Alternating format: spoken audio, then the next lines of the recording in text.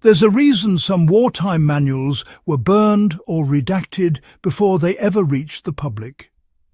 During World War II, field engineers and resistance fighters created traps so devastatingly efficient that even their own commanders questioned their ethics and long-term safety.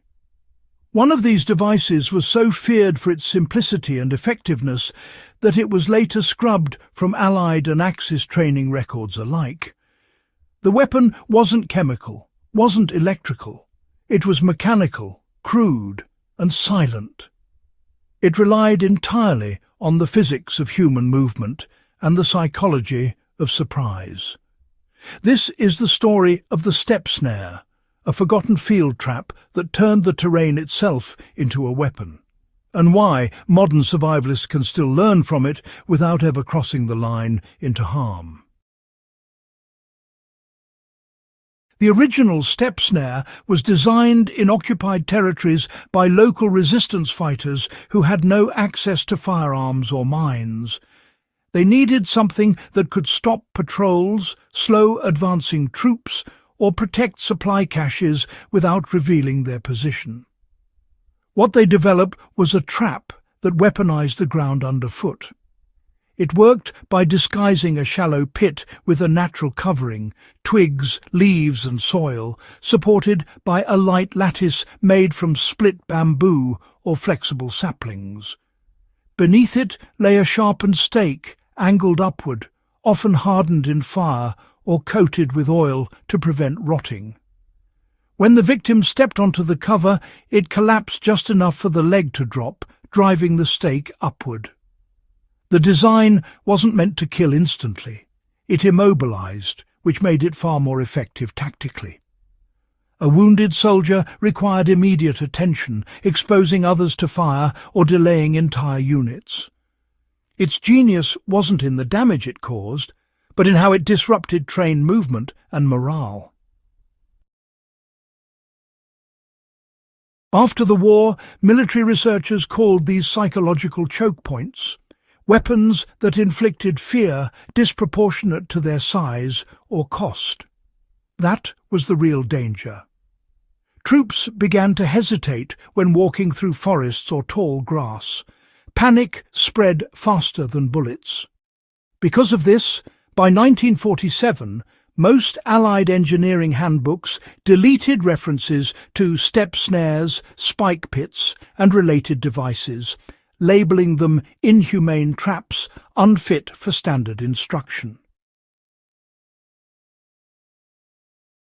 Every effective field trap works on two universal truths. People trust the ground they walk on, and they follow paths of least resistance. The World War II engineers knew that terrain could be shaped to exploit those instincts. The step snare worked because it didn't look like a trap. It looked like the safest place to step. Soldiers were trained to avoid obvious hazards, not to question solid-looking soil.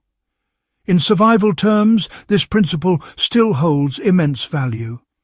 Modern-day homesteaders or survivalists can apply this knowledge ethically for defensive landscaping and home security. The idea isn't to harm, it's to delay, detect and deter. For instance, a perimeter filled with uneven, noisy terrain, gravel, dry leaves or boards that crunch underfoot, can make silent approach impossible. Similarly, pathways that seem like shortcuts but lead into bottlenecks or lighted zones can channel intruders toward areas you can monitor safely. The key takeaway from the World War II design isn't violence, it's terrain manipulation. The ground can be your first line of defense if you understand how movement and instinct interact. One of the cleverest aspects of these World War II traps was their ability to blend into the environment. Resistance groups didn't have wire, nails or industrial supports, so they used what nature offered. They layered moss over woven grass mats, sprinkled natural debris to match surrounding soil colour, and studied local erosion patterns so the trap didn't look freshly dug. In peaceful or modern survival settings, this same observational discipline translates directly to effective camouflage and concealment. If you want to protect stored gear, for example, a small root cellar or emergency supply cache can be disguised using similar principles: natural coverings, colour blending, and texture matching. Learning from these World War II tactics can teach today's preppers the importance of visual uniformity.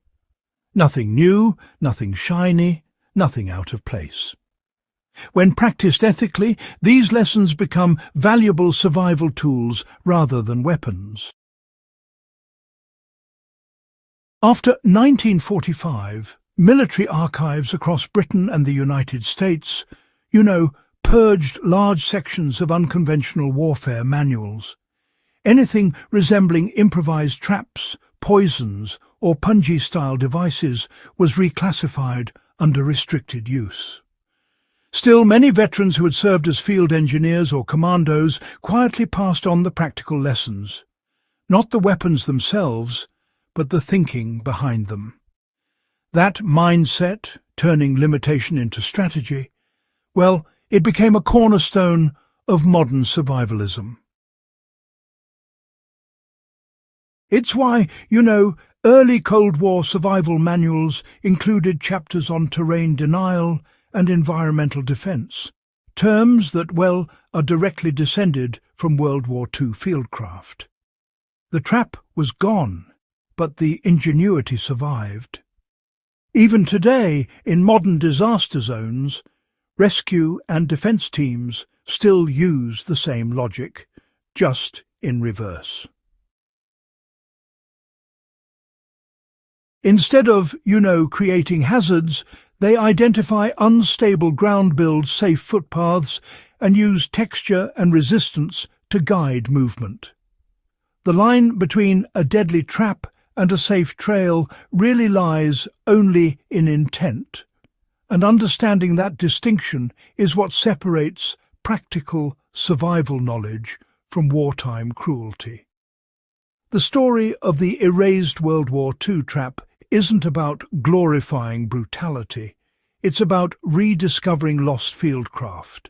It reminds us that, honestly, the most powerful tools in survival and defense come from understanding materials, instincts, and physics, not weapons. The soldiers and civilians who built these traps didn't have modern gear or advanced sensors. What they had was observation, patience, and resourcefulness. For anyone who's serious about home defense or off-grid preparedness, this history holds timeless value. Learn how to read terrain. Study how people move through space. Practice shaping your environment for safety and awareness.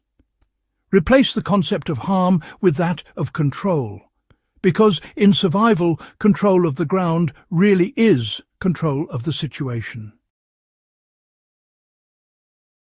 The step snare may have been erased from training manuals, but its lessons are written in every battlefield and forest trail that shaped modern tactics. Understanding its principles can help build safer, smarter, and more resilient defenses without ever setting a single trap. For those who study the forgotten edges of history, this is more than just a story. It's a reminder that the past still guards its secrets in plain sight. If you value uncovering knowledge that others tried to bury, subscribe to In the Beginning and share this video with fellow history enthusiasts. There's far more to discover about the tactics that shaped survival itself.